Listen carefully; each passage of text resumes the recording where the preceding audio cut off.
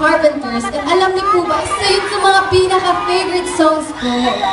Tsaka yan yung kinakanta ko nung PBB pa. Nung nasirap pa ako ng PBB House. Naalala niyo ba?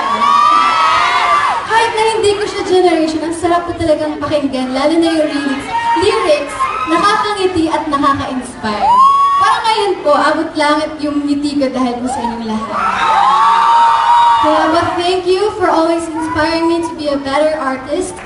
Sabi nga po ng kanta, you are my heart, you are my soul, my inspiration.